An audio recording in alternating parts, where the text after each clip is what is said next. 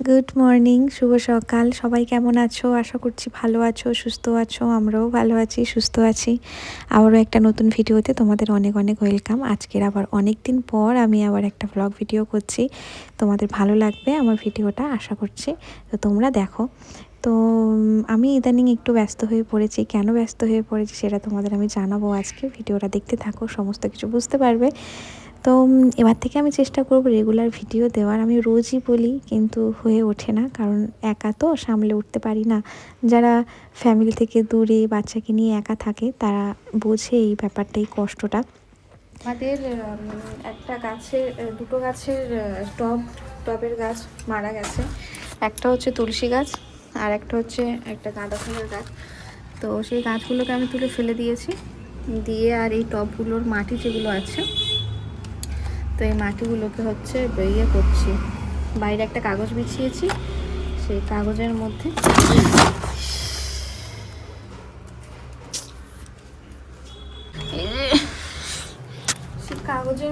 এগুলোকে খেলিয়ে দেবো, দিয়ে মাটিগুলোকে শুকিয়ে নেবো, নিয়ে তারপর এর মধ্যে আবার গাছ। এই বাবা, দু পায়ে দু রকম জুতো, যা আর একটা জুতো পরে। মামাম ইয়েলো কালারের জুতো পরে এসো। আসলে আমাদের ব্যালকনিটা না রোদ খুব কম আসে, তো সেহেতু ওই জন্য গাছগুলো না মারা যাচ্ছে, ভালো লাগছে না একদম। এত আশা করে বসিয়েছি। বলো। এখন আমি বাইরে চলে এসেছি, একটা প্লাস্টিক পেতে নিয়েছি, আর সেখানে মাটির টবের মাটিগুলো ঢেলে দিচ্ছি। আমি কেন জানি না অন্যান্য টবের মাটি এমন এতটা জল শুষে রাখে না। এই দুটো টবের গাছ দুটো বড্ড মানে অসুবিধে হচ্ছিল, আমি কেন জানি না।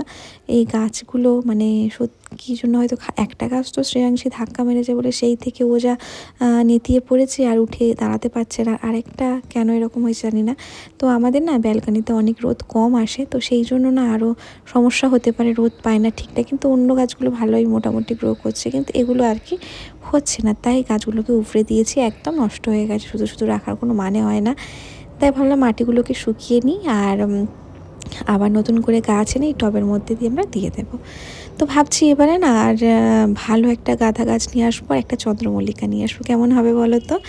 ভালো হবে না শীতকালে? আর এই চন্দ্রমল্লিকার আর একটা গাঁদা নিয়ে এলে তো আমার না খুব ইচ্ছে গো এইসব গাছ ফাছ লাগানোর। কী বলো তো, লোকের বাড়িতে থাকি তো তাই হয়ে ওঠে না।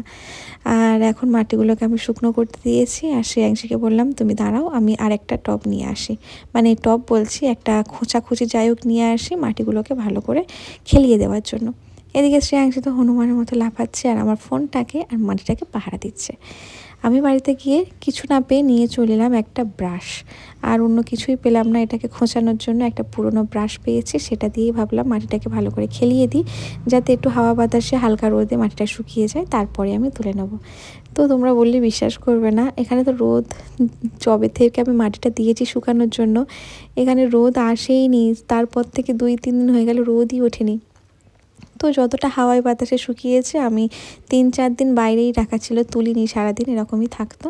আর তারপরে যখন শুকনো শুকনো হয়েছে তারপরে আমি তুলে নিয়েছি, কারণ এখানে যেহেতু রুম মালিকরা এটা পরিষ্কার টরিষ্কার করে, তো তো এতদিন ধরে একটা মাটি যদি এখানে পড়ে থাকে তারাও বলতে পারে কিছু, সেই জন্য আমি তুলে নিয়েছি। বললাম যা হয় ঘরের মধ্যেই এবারে হোক বলে আমি নিয়ে চলে গেছিলাম। তো এটাকে এখন এতটাই ভিজে মাটিগুলো কাদা কাদা হয়ে গেছে পুরো, জল মানে গাছটা তো জল টানতে পারছি না না, সেই জন্য মাটির মধ্যে জলটা পুরো একদম গিয়ে একদম যাচ্ছে তাই হয়ে গেছে। ভাবলাম এবারে ভালো ভালো দুটো গাছ নিয়ে আসবো, আর দেখা যাক কত কিছু হয়। আমরা আসলে প্রথমবার তো, ওই জন্য আর কি বুঝে উঠতে পারছি না কীভাবে কী দিতে হবে না দিতে হবে। কিছুদিন করার পরে আবার ঠিক হয়ে যাবে।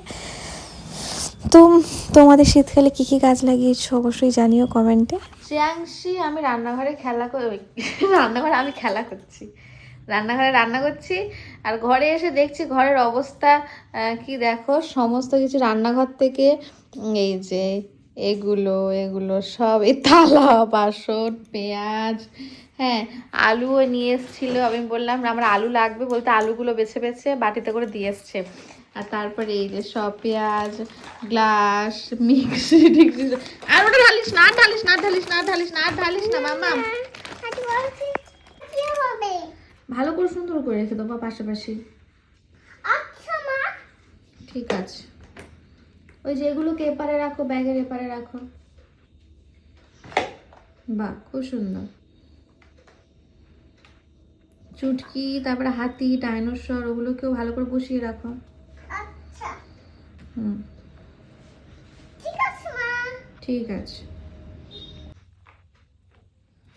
এই যে শ্রেয়াংশী সব কি সুন্দর দেখো গুছিয়েছে, পুরো পরিষ্কার করে।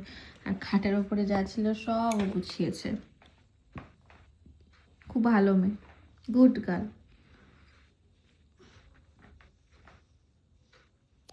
হয়েছে হয়েছে, বা খুব সুন্দর। চলে এসো, একটু সাব্বাস বেটা করে দিয়ে এসো। সাব্বাস বেটা, আমার সোনা মাতা। আমি সব বুঝিয়েছি। তুমি সব গুছিয়েছো? খুব সুন্দর হয়েছে, বাবা এলে দেখাবে, ঠিক আছে? দেখো কত সুন্দর এবার লাগছে। থ্যাংক ইউ মামা। ওয়েলকাম। তারপরে কি আছে এই মধ্যে বলো তো? এটা আমার ফোন। তোমার ফোন? আমি ফোনটা ঢোকাইনি, কিভাবে ঢুকে গেছে ওর মধ্যে? বাবা ফোন করছে। বাবা ফোন করছে? কি বলছে বাবা ফোন করে?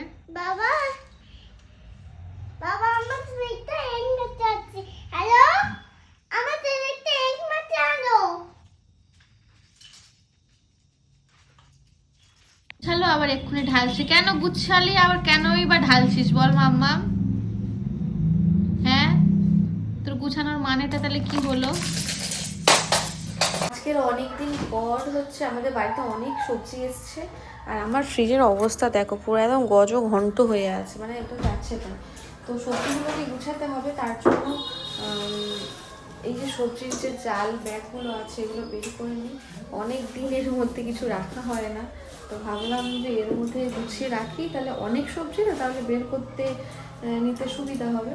তো সেই জন্য আর কি পুরোনো ঘেটে আবার এগুলোকে বের করা হচ্ছে। অনেকদিন অল্প অল্প সবজি আনা হতো, তাই এগুলো বের করা হতো না, এর মধ্যে একটা ক্লিপ করে গেল। চলো সবজিগুলো গুছিয়ে নিই। এখন বাজে 12:10, আর শ্রেয়াংশীর মাংসের তরকারি বসাতে হবে, ওর তো খাবে, তো সেই জন্য আর কি ভাবছি যে ওর মাংস টাংস দিয়ে একটু খিচুড়ি টাইপের বানিয়ে দেবো, তাড়াতাড়িও হয়ে যাবে। আর আমি দেখি কি খাই। তো চলো দেখতে থাকো। এই এক প্যাকেট, এই এক প্যাকেট। এখানে যে কালকের 1 কেজি মটরশুঁটি নিয়ে এসেছি, মটরশুঁটি খেতে এত পছন্দ করে, তো মটরশুঁটি নিয়ে চলে এসেছি 1 কেজি, 80 টাকা করে কেজি। যাই হোক একটু খাই।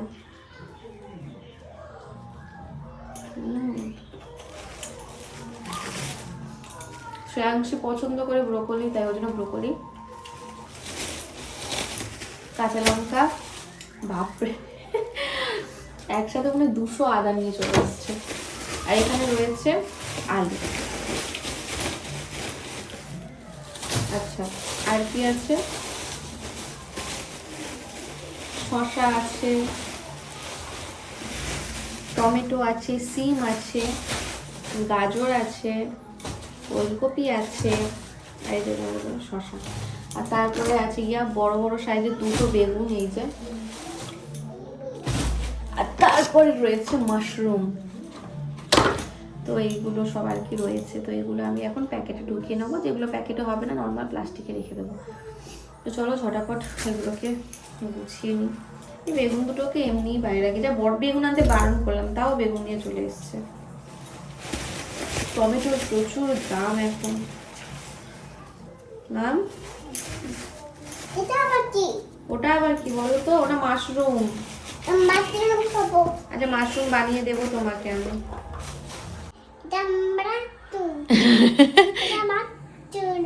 মাশরুম, হ্যাঁ, রেখে দাও রেখে দাও। না খুলো না, খুলো না মা, খুলো না, না খুলো না। ওটা আবার কি বলো তো? ওটা মাশরুম। এখানে আমি সবজি টবজি সবকিছু গুছাচ্ছি, আর একজন এসে পাকামো মারছে। ইস, এ বাবা কেন বের করছো? চকগুলোকে গুঁড়ো করে কি করেছে মামা? তুমি এটা কি করছো? আমি তোমাকে একটা চকলেট বানাচ্ছি। ও চকলেট বানাচ্ছে, চকের গুঁড়োর মধ্যে মাশরুম মাখিয়ে চকলেট বানাচ্ছে। ভগবান, কেন যে বড় একটা ব্যস্ততার মধ্যে আছি এটা এবারে তোমাদের আমি বলবো, কারণ শ্রেয়াংশী স্কুলে ভর্তি করা হয়েছে, তাই ওর বাবার আই কার্ডটা ফিল আপ করছে, কালকের থেকে স্কুলে যাবে। আর এটাই হচ্ছে আমার অগ্নি পরীক্ষা। আমি কিভাবে কি সামলাবো আমি নিজেও জানি না, তো তোমরা দেখতে থাকো, সমস্ত কিছু শেয়ার করবো তোমাদের সাথে। টাটা।